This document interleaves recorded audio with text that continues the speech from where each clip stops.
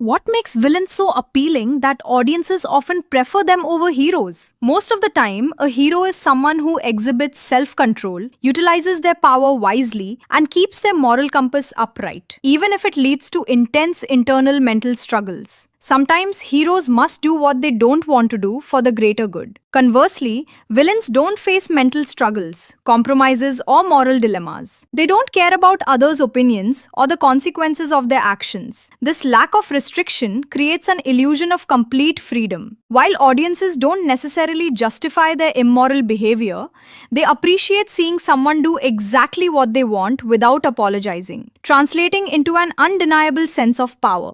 With power comes control. In a hero's journey, control is often dictated by the situation. They experience hesitation, ask questions, evaluate situations, and face numerous hurdles.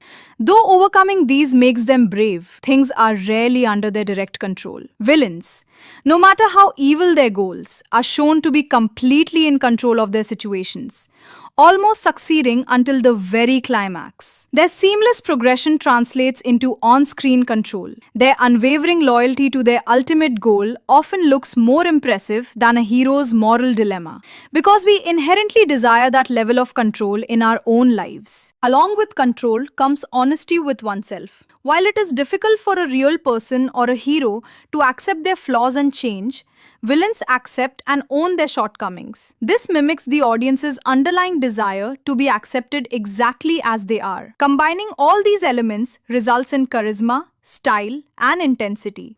A villain's calm, controlled speech, silence, confidence, and aura stem from mental clarity and self-acceptance. Subconsciously, this makes the audience feel the villain's intelligence and authoritarian power, drawing an undeniable attraction and attention that heroes often miss out on. Despite this attraction, a villain remains a villain and a hero remains a hero. No matter the hurdles, heroes fight for the good. The freedom a villain represents is temporary, and while their goals seem certain, their ultimate fate is highly uncertain. A hero learns to win from their defeats, whereas villains often become so blinded by ego and overconfidence that a single defeat is enough to ruin them completely.